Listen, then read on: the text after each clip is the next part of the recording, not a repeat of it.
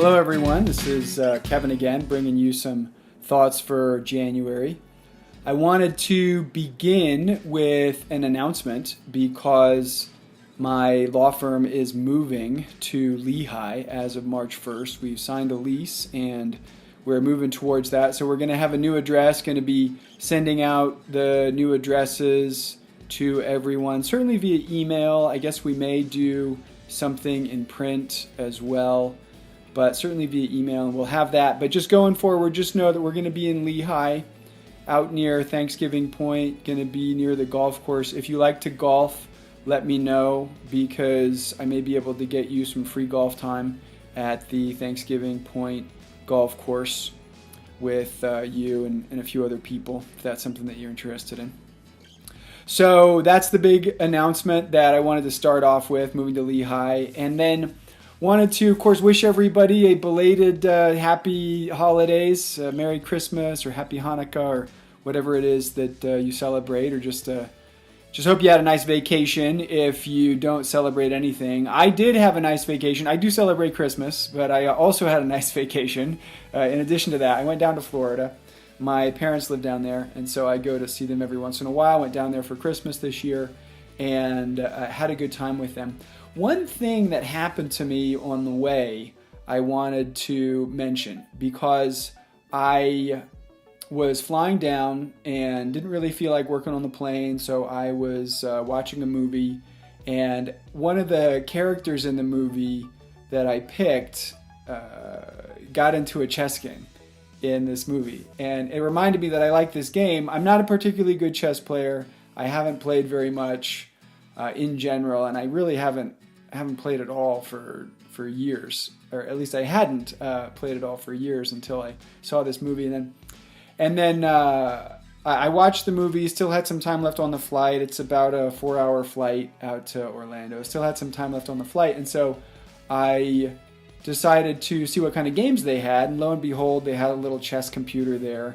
And so I set it to easy, and it was very easy, and I thought, I should move this up to medium. And so I moved it up to medium, and it was still very easy. And then I thought, I should move this up to hard. I moved it up to hard, it was still easy. So the hard on that program was not very hard.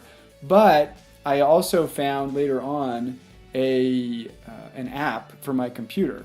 And when I set that one to hard, it's extremely hard. It's very, very, very hard. So I had to leave it kind of toward the easy side in order to stay competitive with the computer.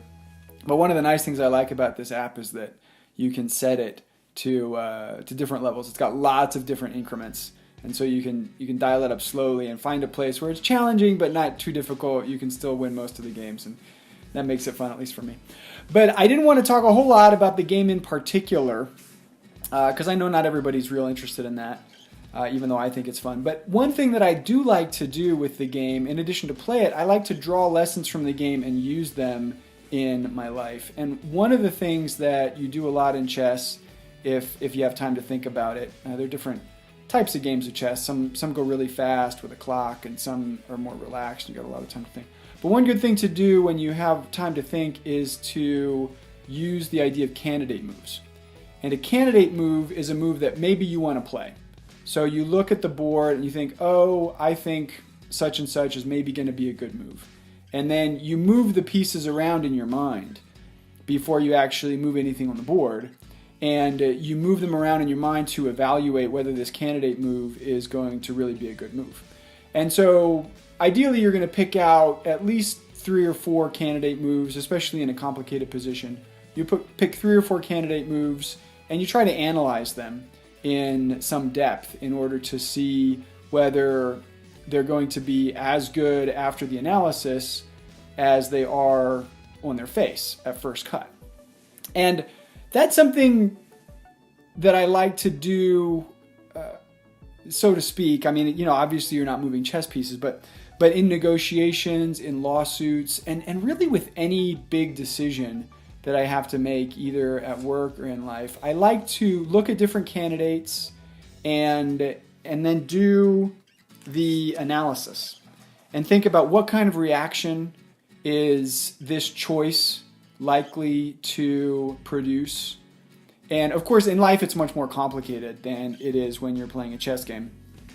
And so there are lots of different factors. In a lawsuit, you're looking at, what kind of reaction is this going to produce in the lawyers on the other side and the clients on the other side. With the judge, maybe you're looking at witnesses. There may be other factors as well to consider. But I'm thinking about reactions. If you're in negotiation, you might be thinking about the mediator as well. How's the mediator maybe going to react to some of this stuff? And what kinds of consequences are likely to flow if we make this particular choice? And then look at different options, at least 3 or 4 different options. One thing, this doesn't really come from chess. This was more just life planning. And I think I actually read about this in a negotiation book once. But I've also extrapolated the lesson to life more generally. And the idea was that it's oftentimes a really good idea to think about situations in terms of probabilities. So, and that's to start. So you start by thinking about the situation in terms of probability. So if I make such and such a choice, which I think I want to make, what's probably going to happen? And then also think in terms of the best case scenario, and then also think in terms of the worst case scenario. So you're thinking, 1, in terms of what do I think is probably going to happen? 2, what is the best case scenario here? So something that probably isn't going to happen, but it'd be really fantastic if it did. I mean, it's not space aliens coming down and giving you $1 million, but something that has some chance of actually occurring, but probably not going to happen. But it'd be really great if it did. And then think in terms of a worst case scenario, which is basically the other side of that coin. Something that's probably not going to happen. It's not space aliens coming down and abducting you and taking you to a foreign planet, but it's something that could potentially happen, and it would be really bad if it did. And then think in terms of how to move the worst case scenario, or how to keep that worst case scenario from happening, how to make it more likely that the probable scenario is going to happen, and then also how to maybe make the probable scenario a little bit more like the best case scenario. So if you can do that, you're just pushing things up towards where you really want them to be. So I think that's a good method for very important decisions, especially where your time is not real tight. Sometimes if you're on a tight schedule, you really just have to make a decision and hope it works out and pay the price if it doesn't, but live and learn. And if it works out, that's great. So this deeper analysis is more for situations where you've got a little bit more time. It's not too tight. You can think through things. A lot of times you can do that with a negotiation. A lot of times you can do that with a lawsuit. I think there are a lot of important decisions in life that you can do that with as well. If you're young, you're looking at going to school. If you're a little bit older, maybe buying a house, or making a career move, or whatever the case might be. But just some thoughts there in terms of ideas for making good decisions and analyzing things thoroughly. And I hope that you find that helpful.